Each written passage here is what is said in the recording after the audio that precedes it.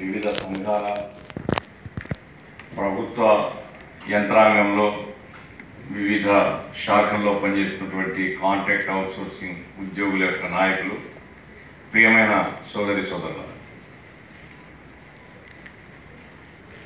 ఈరోజు ఈ సమావేశం జరుగుతుందని ఏవి నాగేశ్వరరావు గారు చెప్పిన తర్వాత శ్రీకుమార్ గారిని కాంటాక్ట్ చేశాం.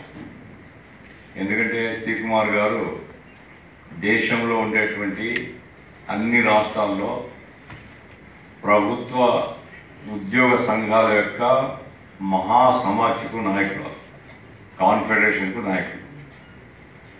అంటే వివిధ రాష్ట్రాల్లో ప్రభుత్వ డిపార్ట్మెంట్స్లో ఏ రకమైనటువంటి ఉద్యోగ విధానం ఉంది, ఏ రాష్ట్రంలో ఉద్యోగుల యొక్క సమస్యలు ఎట్లా ఉన్నటువంటిది వారి యొక్క నోటీస్లో ఉంటుంది.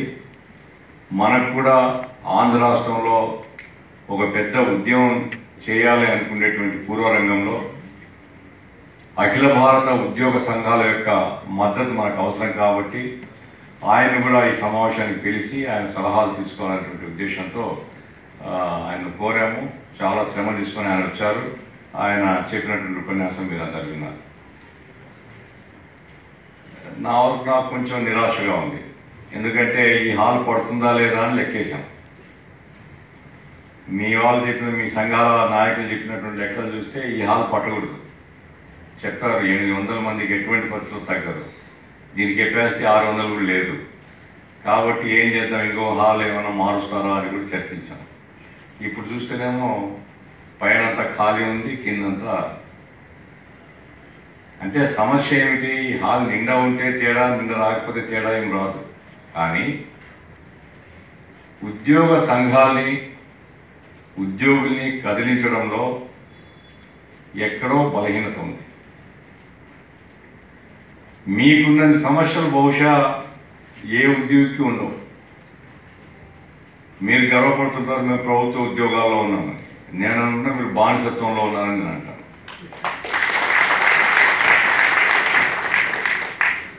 ఈ మధ్య శ్రామిక మహిళా సంఘం తరఫున ఒక కరపత్రం వేసి ఇక్కడ సెక్రటేరియట్లో పోయి పంచారు. శ్రామిక మహిళా సంఘం వాళ్ళు ప్రభుత్వాన్ని కోరింది ఏమిటంటే, చాలా గొప్ప ఘనంగా మహిళా పార్లమెంట్ నిర్వహించారు. ఇక్కడ దేశవ్యాప్తంగా మహిళా సంఘాలందరినీ పిలిపించి మహిళల కోసం చాలా గొప్పగా సేవ చేస్తామని చెప్తున్నారు. ఈ మహిళా ఉద్యోగులు ఎవరైతే సెక్రటేరియట్లో ఉన్నారో, కాంట్రాక్ట్ అవుట్సోర్సింగ్లో ఉండే వాళ్ళకు వేతనాలతో కూడిన ప్రస్తుత సెలవు లేదు. మరి ప్రస్తుత సెలవే లేకుండా ఇంతకాలం చేస్తున్నారు, ఇప్పుడు ప్రస్తుత సెలవే ఇస్తున్నారు, వేతనాలు ఇవ్వడం లేదు. కాబట్టి ప్రభుత్వానికి ఏమాత్రం మానవత్వం ఉన్నా వెంటనే వేతనాలు ఇవ్వాలి వీళ్ళకు అనేసి డిమాండ్ చేస్తూ కరపత్రాలు పంచారు. వాళ్ళు చెప్పింది కరెక్టా అబద్ధమా మరి మీరైనా చెప్పాలి. ఏమ్మా, శ్రామిక మహిళా సంఘం వాళ్ళు చెప్తున్నది ఏమంటే, కాంట్రాక్ట్ అవుట్సోర్సింగ్ ఉద్యోగినులకు, మహిళలకు వేతనంతో కూడిన ప్రసూతి సెలవు లేదు, మెటర్నిటీ లీవ్ విత్ వేజెస్ లేదు, వాళ్ళకి వేజెస్ ఇవ్వడం లేదు అని ఒక కరపత్రం వేశాను. నిజమేనా? ఎందుకు అడగలేకపోతున్నాం? నిజాన్ని ఎందుకు ధైర్యంగా మాట్లాడలేకపోతున్నాం? గట్టిగా ఎలుగెత్తలేకపోతున్నాం? గట్టిగా నిలవేయలేకపోతున్నాం? ప్రభుత్వం ఎంత షో చేస్తుంది. 70 mm కాదు, ఇప్పుడు ఐనాక్స్లు రకరకాల స్క్రీన్లు వచ్చేసినాయి. ఇప్పుడు అంత పెద్ద ఎత్తున ప్రభుత్వం మహిళల కోసమే పనిచేసింది చెప్తుంది. కానీ తన యంత్రాంగంలో పనిచేసే మహిళలకు ప్రపంచవ్యాప్తంగా అన్ని దేశాలు గుర్తించినటువంటి హక్కు మహిళలకు వేతనంతో కూడినటువంటి ప్రస్తుత సెలవు అనేది అందరూ గుర్తించారు. ప్రపంచంలో చంద్రబాబు నాయుడు గుర్తించాడు. మరి ప్రపంచం అంతా గుర్తించిన దాన్ని నువ్వు అమలు చేయకుండా మా గురించి ఏంటో మాట్లాడేది అనేటువంటి మాట గట్టిగా అనగలుగుతున్నావా? మనం మనసులోనేనా అనుకుంటున్నామా? నా డౌట్. మనసులోనైనా అనుకుంటుంటే మీరు గట్టి ప్రయత్నం చేసేవాళ్ళు కాదు మీటింగ్లకు. మనసులో కూడా అనుకోవడం లేదేమో అని. ఎందుకంటే ఏవి నాగేశ్వరరావు గారు తరచుగా మాకు చెప్తూ ఉంటారు, మినిమం పిఆర్సీలో గత 8-9 పిఆర్సీల్లో ఏదైతే మినిమం బేసిక్ నిర్ణయం అయిందో ఆ బేసిక్ కాంట్రాక్ట్ వర్కర్ యొక్క స్టార్టింగ్ వేతనంగా ఉంటూ వచ్చింది. కానీ ఇప్పుడు 10వ పిఆర్సీ దగ్గరకు వచ్చేపాటికి ఆ సూత్రం తప్పిపోయింది. ఒకసారి సూత్రం తప్పిపోయిన తర్వాత ఇక నడవడికకు ఏం ఆధారం ఉండదు. వాళ్ళ దయ మన అదృష్టం. ఒక సూత్రం ఉంటే ఎన్జిఓ నాయకులు అందరు కలిసి పిఆర్సీ మంచి పిఆర్సీ కావాలని కొట్లాడతారు కదా. మంచి పిఆర్సీ వచ్చినప్పుడు మినిమం బేసిక్ ఫిక్స్ అయిపోతుంది కదా.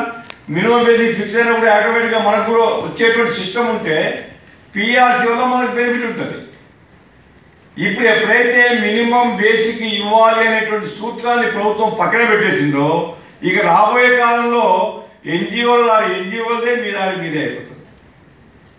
వాళ్ళకు వచ్చినటువంటి బేసిక్ మీకు రాదు, మినిమం బేసిక్ అనే సూత్రం రాదు.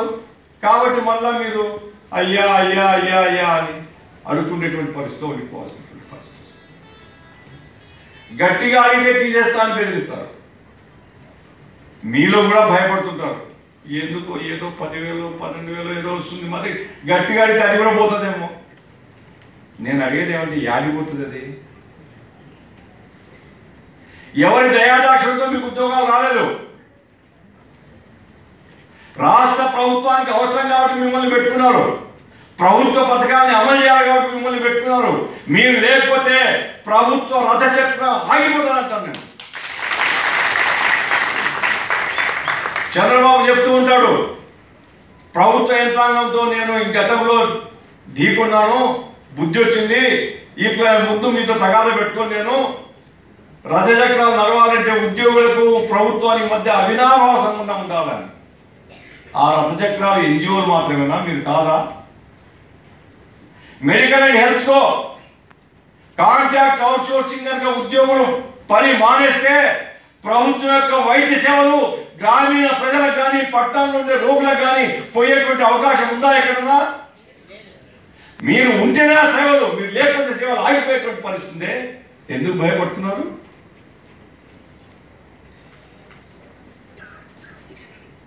ఎస్ఎస్ఏలో కానీ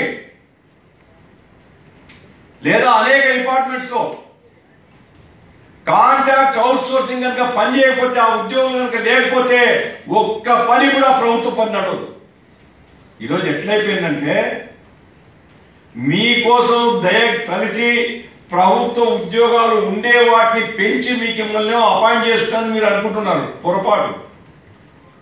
ప్రభుత్వ ఉద్యోగాలు ఏవైతే ఉన్నాయో ఈ ఉద్యోగాల్లో ఉండే ఖాళీని భర్తీ చేయకుండా లేదా కొత్త పథకాలు వస్తే ఆ పథకాలను అమలు చేయడం కోసం కొత్తగా పర్మనెంట్ ఉద్యోగం తీసుకోకుండా కాంట్రాక్ట్ అవుట్ సోర్సింగ్ పేరుతో ఒక బానిస విధానాన్ని తీసుకుని వచ్చి అర్ధాకలతో మిమ్మల్ని పెట్టి సగం జీతం పావు జీతం ఇచ్చి మీ శ్రమను కొల్లగొట్టి ఈరోజు ప్రభుత్వాలు నాటం ఆడుతుంటే ప్రభుత్వాలు నిలవే శక్తి లేకుండా ఎందుకు మనం ఉండగలుగుతున్నామని.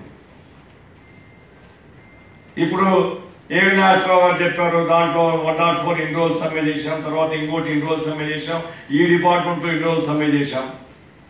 నేను కోరేది ఏమిటంటే మొత్తం కాంట్రాక్ట్ అవుట్ సోర్సింగ్ ఉద్యోగులు కనుక లెక్కేస్తే సుమారుగా 3 లక్షలకు పైగా ఈ రాష్ట్రంలో ఉన్నారు అనేటువంటిది. అంతేనా? 3 లక్షల మంది ఈ రాష్ట్రంలో కాంట్రాక్ట్ అవుట్ సోర్సింగ్ ఉద్యోగులు ఉన్నారు. మీరు ఒక్కసారి ఆలోచించండి. గౌరవనీయులు శాసనమండలి సభ్యులు బొడ్డు నాగేశ్వరరావు గారిని వేదిక మీద రండి.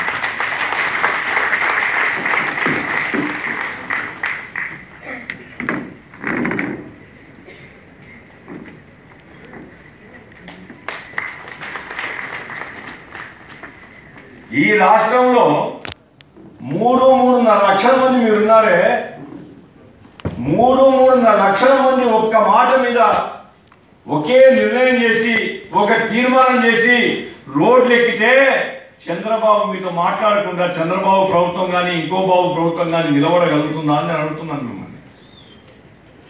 మీరు అక్కడ ఒక సమ్మె చేసి ఇక్కడ ఒక సమ్మె చేసి కొన్ని రోజులు వాళ్ళు సమ్మె చేసి కొన్ని రోజులు వీళ్ళు సమ్మె చేసి మీలో ఈ రకమైనటువంటి సమన్వయం లేదు.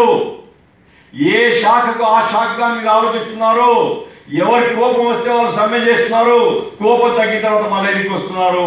వాళ్ళ కోపం వచ్చినప్పుడు మిగతా వాళ్ళ కోపం రావడం లేదు, వీళ్ళ కోపం వచ్చినప్పుడు వాళ్ళేమో నిద్రపోతున్నారు. నేను మిమ్మల్ని కోరేది మీ ఫెడరేషన్, మీరందరూ కూడా అన్ని డిపార్ట్మెంట్స్లో ఉండేటువంటి కాంట్రాక్ట్ అవుట్ సోర్సింగ్ సంఘాలన్నింటినీ ఏకం చేయండి. 3.5 లక్షల మంది కార్మికులు ఉద్యోగుల యొక్క ప్రతినిధులందరూ ఒక చోట కూర్చోండి. మీ కాంట్రాక్ట్ అవుట్సోర్సింగ్ ఫెడరేషన్ యొక్క ఆధ్వర్యంలో అందరూ కలిసి తీర్మానం చేయండి. కాంట్రాక్ట్ అవుట్సోర్సింగ్ యొక్క చార్టర్ ఆఫ్ డిమాండ్స్ ఇస్తున్నాము. ఈ చార్టర్ ఆఫ్ డిమాండ్స్ కనుక రాష్ట్ర ప్రభుత్వం పరిష్కారం చేయకపోతే అన్ని శాఖల్లో కూడా మేము పని బంద్ చేస్తామనేసి హెచ్చరిక చేయండి. గవర్నమెంట్ దిగిరాకుండా. తమాషా అంతా ఏంటంటే ఎన్జిఓల శక్తి మీ అంత శక్తి లేదు. ఎన్జిఓల సంఖ్య కూడా పెద్దగా పెరగడం లేదు, తగ్గిపోతూ ఉంది. అది తరుగుతున్న శక్తి. ఎప్పుడు చూసినా ముఖ్యమంత్రి గారు పక్కన ఎవరు నిలబడతారు? అశోక్ బాబు గారు నిలబడతారు. చిన్నబాబా చంద్రబాబు పక్కన ఈ బాబు నిలబడతాడు. ఈయన భుజం మీద చేస్తే ఈయన స్వర్గానికి డైరెక్ట్ టికెట్ దొరికింది అనుకుంటున్నాడు. ఆయన స్వర్గానికి పోతాడో నరకానికి పోతాడో కర్మ మనకెందుకు? మన సంగతులు ఎప్పుడైనా పొరపాటున ఒక్కరోజైనా అశోక్ బాబు రిప్రజెంట్ చేస్తున్నాడా? ఎన్జిఓల సంగతి రిప్రజెంట్ చేస్తున్నా? ఎందుకు మీరు కోపం రావడం లేదు? ఎందుకు మీరు ఆలోచన రావడం లేదు? వాళ్ళు అడుగడుగున ద్రోహం చేస్తుంటే మొత్తం ఉద్యోగులు నాయకం చేసి ఛాలెంజ్ చేసి ప్రభుత్వం నిలవేస్తామనేటువంటి ఆలోచన ఎందుకు రావడం లేదని నేను అనుకుంటున్నాను. అరే ఆఫ్టర్ అంగన్వాడీలు ఆఫ్టర్ ఎందుకు అంటున్నానంటే గ్రామీణ ప్రాంతాల నుంచి మురికివాడల్లో చిన్న చిన్న పిల్లలకు సేవ చేసేటువంటి వాళ్ళు, వాళ్ళ పనులు పెద్దగా ఎవరు పట్టించుకోరు అనుకునేటువంటి వాళ్ళే వాళ్ళందరూ విజయవాడ రోడ్డు మీదకి వచ్చిన తర్వాత చంద్రబాబు నాయుడు హైదరాబాద్ అసెంబ్లీలో ప్రకటించాల్సి వచ్చింది, మీరు ఆందోళన విరమించండి, మీ జీతాలు పెంచుతాని. ఆడవాళ్ళందరూ రోడ్డు మీదకి వచ్చి ముఖ్యమంత్రి క్యాంప్ కార్యాలయంలోకి పోయి నిలబెడతామని చెప్తే హైదరాబాద్ లో ఉండేటువంటి ముఖ్యమంత్రి అసెంబ్లీలో ప్రకటించినాడే. మీరందరూ ఉద్యోగాలు చేసేవాళ్ళు, ప్రభుత్వ ఉద్యోగాల్లో ఉండేవాళ్ళు, ప్రభుత్వ రథచక్రాన్ని నడిపేవాళ్ళు, ప్రభుత్వ యంత్రాంగాన్ని స్తంభింపజేసేటువంటి శక్తి ఉండేటువంటి వాళ్ళు, మీరు మాత్రం లోపల నలిగిపోతున్నారు, ఆవేదన చెందుతున్నారు, బాధపడుతున్నారు. మీ నోటి నుంచి మాట బయటికి రావడం లేదు, మీ కేక బయటికి రావడం లేదు, మీ ఐక్యత ఎవరికి కనపడడం లేదు, మీరు ఆవేశం రావడం లేదు. ఇప్పటికీ ఈ సిస్టమ్ మొదలై 15-20 సంవత్సరాలు అవుతుందేమో. 15 సంవత్సరాలు మినిమం అయింటుంది. 15 సంవత్సరాలు 2000 17 సంవత్సరాలు అయింది. ఇంకొక 10-15 సంవత్సరాలు ముసుకోలు అయిపోతారు కదా. ఏమొస్తుంది రిటైర్మెంట్ తర్వాత? ఏమీ రాదు. సత్యంత వరకు పని చేస్తేనే తిండి, సత్యంత లోపల రిటైర్ అయితే తిండి లేకుండా ఉండాలా. మీకు గ్రాట్యుటీ లేదు, పెన్షన్ లేదు, ప్రావిడెంట్ ఫండ్ లేదు, ఇంటికి పోతే డబ్బులు తీసుకుని పోయేది లేదు, ఆ తర్వాత మీరు సుఖంగా బతికేది లేదు. ఎందుకు భయపడుతున్నారు? ఏముంది కాబట్టి మీరు పోగొట్టుకుంటామని భయపడుతున్నారు. నాకైతే అర్థం కావడం లేదు. కాబట్టే నేను సిఐటి తరఫున మీకు మనవి చేస్తున్నా. సిఐటియు నేరుగా కార్మిక సంఘాల్లో ఉండేటువంటి చోట ఎలక్ట్రిసిటీలో ఈరోజు ఒక పెద్ద ఆందోళన నాందివాచకం పలకబోతున్నారు. విద్యుత్ ఉద్యోగుల్లో కాంట్రాక్ట్ చాలా అన్యాయమైన జీవితం, అది చాలా అన్యాయమైన జీవితం. పిక్చర్లాగా రాలిపోతున్నారు కాంట్రాక్ట్ ఉద్యోగులు. ఎలక్ట్రిసిటీ మీద పనిచేస్తూ, లైన్ల మీద పనిచేస్తూ చనిపోతున్నారు, పైనుంచి కింద పడి అవిటి వాళ్ళు అవుతున్నారు.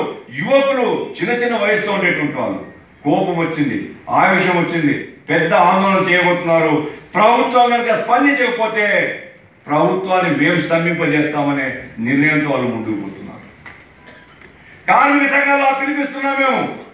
సమాన పని సమాన వేతనం హక్కు మనది.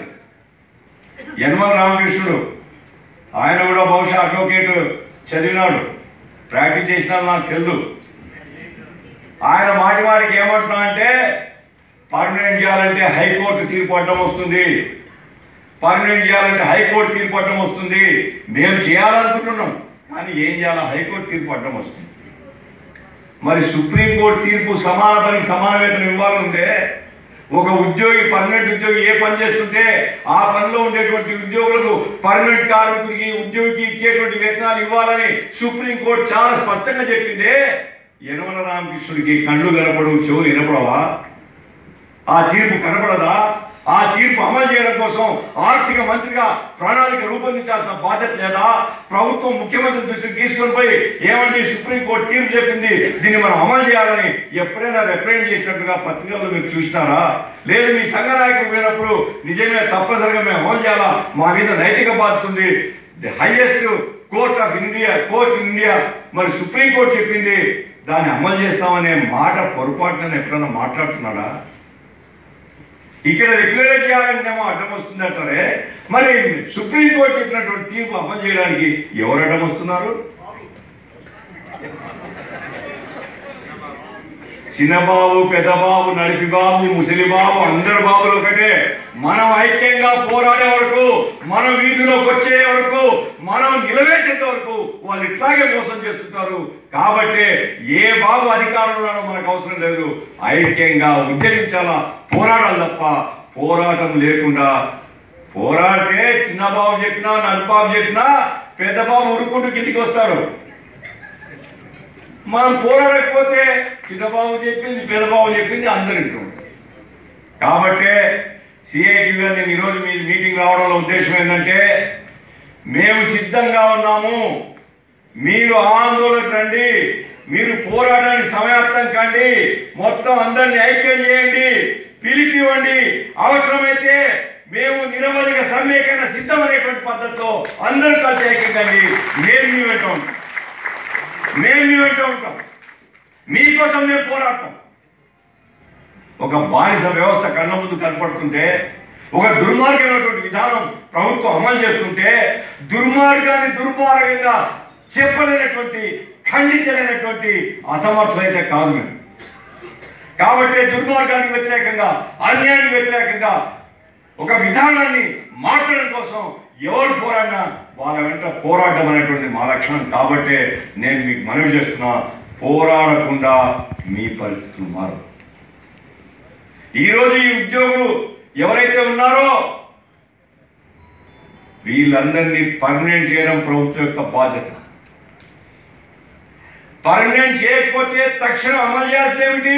సమాన పనికి సమాన వేతనం. ఎంతగా మేము తృప్తి పడుతున్నానంటే నాకు నిజంగా చాలా బాధ అనిపిస్తుంది. అప్పుడప్పుడు మాట్లాడుతుంటే మీ సంఘాలకు సంబంధించిన నాయకులు మినిమం బేసిక్ వస్తే చాలు సార్, ఏం డిఏ వద్దా? అది మినిమం బేసిక్ వస్తే చాలు అనేటువంటి ఆలోచన ఏమిటి అంటున్నాను. ఏం తక్కువ చేస్తున్నారు మీరు పని చేయడం లేదా? ఉద్యోగాలు చేయడం లేదా? డ్యూటీలో ఏమైనా రాయితీ ఉందా మీకు? మీరు ఏదో 2 గంటలు పని చేసి ఇంకపోతే ఊరుకుంటున్నారా? ఎప్పుడైతే సమానంగా పనిచేస్తున్నారో, ఎప్పుడైతే ప్రభుత్వ ఉద్యోగాలు మిగతా వాళ్ళకి మీరు నిర్వర్తిస్తున్నారో, ఇంకా ఆఫీసర్లు ఎగ్గొడుతున్నారు, ఆఫీసర్లు పనిచేయడంగా మీరు సిన్సియర్గా పనిచేస్తున్నారే అన్నప్పుడు సమాన పనికి సమాన వేతనం మా హక్కు, ఇవ్వకపోతే మీ సంగతి తేలుస్తామని చెప్పడానికి ఏమడ్డం వస్తుందని అడుగుతుంది. ఎందుకు మీరు వివిధ శాఖల్లో ఉండేటువంటి మిగతా వాళ్ళ దగ్గర పోవడం లేదు? మీరు కనుక 3 లక్షల మంది 3.5 లక్షల మందిలో పోవాలని పట్టుదలతో ప్రయత్నం చేస్తే పోలేరా? మీరు పట్టుదలతో పని చేయకపోతే 3.5 లక్షల మంది మా సంగతి ఏమిటి అడగకపోతే ఈ బానిసత్వం ఇంకేముంది? మా 40-50 సంవత్సరాలు అయిపోయిన తర్వాత పోరాడే ఓపిక కూడా ఉండదు. ఇంకా ఇంటికి పోవాలా ఎట్లా అని, ఇంటికి పోయి ఏం చేస్తారండి? కనీసం ఇంటికి పోయేలోగా మా హక్కులు సాధించుకోవాలనేటువంటి పట్టుదల ఎందుకు లేకుండా పోతుందని అడుగుతున్నాను. మీకు పట్టుదల ఉంటే మీరు చేయగలరు. నాకు కథ గుర్తుకొస్తుంటుంది ఎప్పుడు. లంక పోవాలంటే ఎట్లా పోవాలని చర్చ జరుగుతుంది. హనుమంతుని పంపిస్తే దాటగలుగుతాను, అదే నేను ఎక్కడ ఎగరగలుగుతాను?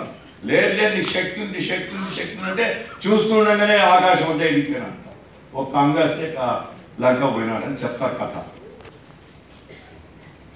నేను చెప్తున్నా, మీ శక్తి మీకు తెలియదు, మీరు భయపడుతున్నారు. మా ఉద్యోగాలు పోతాయి మీ ఉద్యోగాలు పోయే ప్రశ్నే లేదని చెప్తున్నాను నేను. మీరు కనుక ఐక్యమైతే ప్రభుత్వం మీకంటే చాలా భయస్తురాలి ప్రభుత్వం. మీరు అనుకుంటారు చంద్రబాబు చాలా గట్టి ఉంటాడు. మీరు ఐక్యంగా చంద్రబాబు ప్రభుత్వం దిగి వచ్చి మీతో చర్చలు జరపడం అనేటువంటిది అనివార్యం అవుతుంది. అయితే ఒక్కొక్కరు 104 ఎన్రోల్ చేస్తే గవర్నమెంట్ ఏమవుతుంది? ఏం చలనం వస్తుంది? 104 పోతే గ్రామీణ ప్రాంతాలకు వైద్య సర్వీసులు ఉండవు. ఏ సావల్ల జనం వస్తే నాకేమనుకుంటాడు? 104 ఒక్కరికి భయపడదు, లేకపోతే ఒక్కో డిపార్ట్మెంట్ చేస్తే భయపడదు. అన్ని డిపార్ట్మెంట్స్ 104 ఆగిపోవాలా, 108 ఆగిపోవాలా, మెడికల్ అండ్ హెల్త్ ఆగిపోవాలా, ఎస్ఎస్సీ ఆగిపోవాలా, మొత్తం వేల మంది కార్మికులు ఉద్యోగులు రోడ్ల మీద నిలబడితే అప్పుడు గవర్నమెంట్ ఆ రకంగా అన్ని శాఖల్ని ఐక్యం చేసి ఉమ్మడి కోరిక, ఒకటే కోరిక, రెగ్యులర్ చేస్తావా? సమాన పనికి సమాన వేతనం ఇస్తావా లేదా? ఇస్తావా చేస్తావా? చావడమో ఇవ్వడం తేలిపోతుంది. అందుకోసమే అన్ని ప్రభుత్వ శాఖల్లో ఉండేటువంటి, డిపార్ట్మెంట్స్లో ఉండేటువంటి, యూనివర్సిటీస్లో ఉండేటువంటి ఉద్యోగులందరినీ ఐక్యం చేయడం ఎట్లా అనేటువంటి మీరు చర్చించండి. ఏదో 6 నెలలకు ఒకసారి ఫెడరేషన్ మీటింగ్ ఇచ్చినప్పుడు రావడం నాకు నిజంగా బాధ అనిపిస్తుంటుంది. పిలిపిస్తారు ఇక్కడ నుంచి, మేము జిల్లా కలెక్టర్ ధర్నాలు చేస్తాం. ఎంతమంది ఉంటారంటే 30 మంది 40 మంది. నిజంగా జిల్లాలో 30 మంది 40 మంది ఉన్నారా కాంట్రాక్ట్ అవుట్ సోర్సింగ్ వాళ్ళు? ధర్నాకు వచ్చేదా? వేల మంది, 8,000 నుంచి 15,000 మంది ఉంటారు ఒక్కో జిల్లాలో. 8,000 15,000 మంది మధ్యలో ఉన్నప్పుడు మీ యూనియన్, మీ ఫెడరేషన్ గారిని పిలిపిస్తే ఒక్కో జిల్లా కలెక్టర్ దగ్గర 1000 మంది మొబైలైజ్ కండి. గవర్నమెంట్ కదిలికి వస్తుంది. ఇంటెలిజెన్స్ రిపోర్ట్ పోతాయి. చాలా డిస్కంటెంట్ ఉంది, చాలా అసంతృప్తి ఉంది. మనం కనుక కదలకపోతే, చేయకపోతే వీళ్ళందరూ వ్యతిరేకమవుతారనేటువంటి రిపోర్ట్. ఈరోజు మీరు చూడండి, విజయవాడ నగరంలో అట్లా మధ్యాహ్నం ఎప్పుడన్నా పోయి చూడండి, పెద్ద బోర్డులు ఉన్నాయి. ఇప్పుడు నేను ఉదయం చూసిన మేడే ఇది గవర్నమెంట్ తరఫున మేడే, కార్మికుల కోసం మేము చేస్తున్నాం, కార్మిక ఐక్యత వర్ధిల్లాలి, మే దినోత్సవం వర్ధిల్లాలి. చంద్రబాబు నాయుడు గవర్నమెంట్ తరఫున చేస్తున్నాడు. ఎందుకు చేస్తున్నాడు? అర్థమైపోయింది. కార్మికులు రాబోయే కాలంలో రేపు జూన్ మాసంలో మేము ప్లాన్ చేశాం. జూన్ మాసంలో రాష్ట్రంలో ఉండేటువంటి మొత్తం కనీస వేతనాల రంగంలో ఉండేటువంటి కార్మికులు, అట్లాగే సమాన పనికి సమాన వేతనం పేరుతో ప్రభుత్వ డిపార్ట్మెంట్స్ లో కానీ అట్లాగే ప్రైవేట్ కంపెనీలో ఉండేటువంటి కాంట్రాక్ట్ ఉద్యోగుల్ని మొత్తం మహిళలు పురుషులు అందరినీ కలిపి జూలై 3వ తేదీన రాష్ట్ర వ్యాప్తంగా ప్రభుత్వ కార్యాలయాన్ని స్తంభింపజేయాలని ఇప్పటికే నిర్ణయం తీసుకున్నాం. నేను కార్మికులకు వ్యతిరేకం కాదు, నేను కార్మికులకు అనుకూలంగా ఉంటాను, ఇదిగో మేడే జరుపుతున్నాను అని గవర్నమెంట్ చెప్తుంది. కాబట్టి మీరు ఐక్యత ప్రదర్శించకుండా, మీరు ఉద్యమాల్లోకి పెద్ద ఎత్తున తరలి రాకుండా, మీ సంఘాన్ని బలంగా నిర్మించుకోకుండా అందరూ కలిసి ఉమ్మడి పట్టుబట్టి మన జీవితాన్ని ఈ బానిసత్వం నుంచి బయటేసుకోవాలనేటువంటి ప్రయత్నం మీరు చేయకుండా మీ జీవితాలు బాగుంటాయి. చాలా మంది ఏమంటారంటే, ఏదో ముఖ్యమంత్రి ఎవడు వస్తాడో, ఈ ముఖ్యమంత్రి పీడబోను, వీడు పోయిన తర్వాత ఇంకో ముఖ్యమంత్రి వస్తాడేమో. ముఖ్యమంత్రి వచ్చినా ఇట్లే ఉంటుంది. ఎందుకంటే డబ్బులు ఇవ్వాలా, డబ్బులు మిగిలించుకోవడం కోసం గవర్నమెంట్ ట్రై చేస్తుంది. డబ్బులు మిగిల్చుకోవడం ఎట్లా, తక్కువ జీతంతో పని చేయించుకోవడం ఎట్లా, ఇది సహజంగా జరిగేటువంటి, అన్ని చోట్ల జరిగేటువంటి ప్రక్రియనే. ఏ గవర్నమెంట్ కూడా, సామెత కూడా చెప్తాం కదా, అడగంది అమ్మాయిన పెట్టదు. సొంత తల్లే అడగండి అన్నం పెట్టకపోతే ఇక ఈ గవర్నమెంట్ మీకు ఏం అడగకపోతే మీకు అన్ని ఇచ్చేస్తుందనే భ్రమంతో బతుకుతుంటే ఎంతకాలం మీరు చీకట్లో బతుకుతారు? అట్లా ఎంతకాలం భ్రమంతో మోసపోతారు మీరు? కాబట్టి ఏ ప్రభుత్వమైనా ఉండని, మా కనీస హక్కులు ఇవి, మా న్యాయమైన హక్కులు ఇవి. చట్టం చెప్తుంది, సుప్రీంకోర్టు చెప్తుంది, అన్ని చట్టాలు చెప్తున్నప్పుడు ఎందుకు మేము అమలు చేసుకోలేము? చట్టాన్ని కూడా అమలు చేసుకోలేని చేతగానే కాదు, మేము చట్టాన్ని అమలు చేసుకొని తీరుతాం, ప్రభుత్వ సంగతి తేలుస్తామనేటువంటి పట్టుదలతో మీరు ముందుకు వస్తే, పట్టుదలతో ఉద్యమాలు నిర్మిస్తే, మీకు సపోర్ట్గా మాలాంటి మొత్తం అనేక కార్మిక సంఘాల రంగంలోకి వస్తే ప్రభుత్వం ఎన్నికలు చేస్తుంది, ప్రభుత్వం మీరు చర్చలు జరుగుతుంది, మాట్లాడుతుంది. అదేం చేయకపోతే మాత్రం న్యాయం జరగదు. కాబట్టి ఈ కాంట్రాక్ట్ అవుట్ సోర్సింగ్ బానిస వ్యవస్థ ఇది. పాతకాలంలో బానిసలు ఉన్నారంట, ఇప్పుడు ఆధునిక బానిసలు ఈ సిస్టంలో తక్కువ వేతనాలతో ఏ హక్కులు లేకుండా శ్రమను కొలగొట్టేటువంటి సాధనం. గవర్నమెంట్లో ఎప్పుడైతే మీరు బానిసత్వంలో ఉన్నారో ప్రైవేట్ మేనేజ్మెంట్స్ ఇంకా బానిసత్వంలో ఉంటున్నాయి కార్మికుల్ని. ఎక్కడ కూడా బ్రేక్ చేయాలి దీన్ని. గవర్నమెంట్ మోడల్ ఎంప్లాయర్, ఆదర్శ యజమానిగా ఉండాలి. చట్టాన్ని ప్రభుత్వం ఉందామని చేయాలి. ప్రభుత్వ శాఖలో బానిసత్వం ఉండరాదు. ప్రభుత్వ శాఖల్లో ఆదర్శమైనటువంటి ఉద్యోగ విధానం ఉండాలి. ప్రభుత్వ శాఖల్లోనే సాధించుకోకపోతే ప్రైవేట్ వాళ్ళ దగ్గర ఏం సాధించుకుంటాం మనం? కాబట్టే మీరు మిగతా వాళ్ళకి మీ ఉద్యమం ఆదర్శం కావాలి, మిగతా రాష్ట్రాలకు మీ ఉద్యమం ఆదర్శం కావాలి. అంగన్వాడీలు పోరాడి సాధించుకున్నారు, విఆర్ఎల్ పోరాడి సాధించుకున్నారు. మొత్తం ఉద్యోగులుగా కింది స్థాయి ఉండే ఉద్యోగులు పట్టుదలతో ఐక్యంగా ఉద్యమించి వాళ్ళ యొక్క హక్కును సాధించుకునేటువంటి కాలంలో మీరు ఉద్యమాల్లోకి రాకుండా, సంఘాన్ని బలంగా నిర్మించకుండా, బలమైన ఉద్యమాలు లేకుండా సమాన పనికి సమాన వేతనం వస్తుందని మాత్రం ఊహించుకోవద్దు. కాబట్టి రెగ్యులర్ పోస్టులన్నింటిలో మిమ్మల్ని భర్తీ చేయాలా, మొత్తం అందరినీ కూడా రెగ్యులర్ చేయాలి. అట్లాగే సమాన పనికి సమాన వేతనం ఇవ్వాలి. ఈ మినిమం బేసిక్ కానీ 151 జీవో ఏం రేషన్ ఉంది, దానికి ఏం హేతుబద్ధత ఉంది? 12,000 ఫిక్స్ చేసినారు. ఏమిటి 12,000 ఫిక్స్ చేయడానికి ఈ కారణాలు ఏమిటి? ఏ పునాది మీద, ఏం శాస్త్రీయమైన ఆధారం ఉంది? వాళ్ళు ఏదో చెప్పినారు, మనం ఏదో తీసుకుంటున్నాం. ఇప్పుడు ఉండే దాంట్లో 50%, శ్రీకుమార్ గారు చెప్పారు. ఉండే దాంట్లో 50% ఏమి దానికి ఏం హేతుబద్ధత ఉంది, ఏం శాస్త్రీయత ఉంది? కాబట్టి అశాస్త్రీయమైనటువంటి పద్ధతిలో తక్కువ డబ్బులిచ్చి మన శ్రమను కొల్లగొట్టేటువంటి ఈ విధానం ప్రభుత్వంలో ఉండడానికి వీలేదు. ప్రభుత్వం ఆదర్శమానిగా ఉంటుందా, లేకుంటే ప్రభుత్వం ఉంటుందా పోతుందా తెలుసుకోవాలనేటువంటి పద్ధతితో మీరు గట్టిగా పోరాడితే, మీకు మద్దతుగా మొత్తం కార్మిక సంఘాన్ని, ప్రజా సంఘాన్ని సమీకరిస్తే ప్రభుత్వాలు భయపడతాయి, దిగొస్తాయి. అప్పుడు చిన్నబాబు కలుగుతారు, పెద్దబాబు కలుగుతారు, అందరూ మీకు సపోర్ట్గా మాట్లాడతారు. ఇప్పుడు ఏమైంది? నాకు ఒంగోలు ఇన్సిడెంట్ నాకు గుర్తుంది. ఒంగోలులో contract and out sourcing employees కొంతమంది పోయినారు ఎన్జిఓ నాయకుల దగ్గరికి. పోతే ఎన్జిఓ హోంలో కూడా రాలేదు. ఎవరు ఆయన? పోండి, మీకేం సంబంధం లేదు, మీకు మాకేం సంబంధం లేదు. ఎందుకు? మీరు చాలా అనైక్యంగా ఉన్నారు. మీరు పోరాట పటిమ కనపడటం లేదు. మేము ఎట్లుంటే అక్కడ వీళ్ళంతా మా వెంట పరిగెత్తాలి అనుకుంటున్నారు వాళ్ళు. 3 లక్షల మందిని కనుక ఐక్యం చేయండి. ఎవరైనా కాదు, మీ దగ్గరకు వచ్చి మీరు ముఖం మీద ఉన్నట్టు కానీ మేము మిమ్మల్ని అంటి పెట్టుకుంటాం, పక్కన కూర్చుంటారు, మీ సమస్యను మాట్లాడతారు, మీ సమస్య.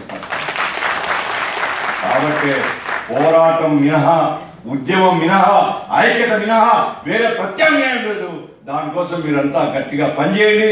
ఇట్లాంటి తూతు మంత్రం మీటింగ్లు కాకుండా మీరు పట్టుదలతో అటు ఇటు తెలుసుకోవాలని 2018, 19 ఎలక్షన్, 18 అంటున్నారు, 19 అంటున్నారు, ఏదైనా కానీ ఎన్నికల కంటే 6 నెలల ముందు కాంట్రాక్ట్ వ్యవస్థ, బానిసత్వంలో ముంచే వ్యవస్థ, ఇది రద్దు చేస్తావా, రద్దు చేయవా, రద్దు చేయకపోతే నిన్ను రద్దు చేస్తామని చెప్పేటువంటి ఈ ప్రభుత్వం మనలో ఉండాలంటే మా సమస్య పరిష్కారం కావాలా. మా సమస్య పరిష్కారం కాకపోతే దాని అర్థం నువ్వు బంగాళాఖాతంలో కలవడమైనటువంటి ప్రభుత్వానికి హెచ్చరిక చేయాలని. ఆ రకంగా 2018 కాంట్రాక్టు అవుట్ సోర్సింగ్ ఉద్యోగుల యొక్క జీవితాల్లో మార్పు కోసం 2018 సంవత్సరం తాడో పేడో తెలుసుకుని మన ఉద్యమం ద్వారా విజయం సాధించి ఒక బానిసత్వాన్ని రద్దు చేసేటట్టు విజయగర్వంతో 2018లో మీరంతా ఉండాలని, అటువంటి ఏ పోరాటానికైనా, నేను ఉపన్యాసం చెప్పడానికి కాదు, అటువంటి ఏ పోరాటానికైనా స్కీమ్ వర్కర్ల తరఫున కానీ, ఇతర ట్రేడ్ యూనియన్ తరఫున కానీ మీకు అవసరమైనటువంటి సంపూర్ణ మద్దతు ఇచ్చి మీ ఉద్యమం అడుగడుగునా మిమ్మల్ని వెంటనే ఉండి మీ ఉద్యమం విజయవంతం అయ్యేంత వరకు కూడా మేము కూడా మీతో కలిసి పోరాటమని మీకు మనవి చేస్తూ మీకు సెలవు.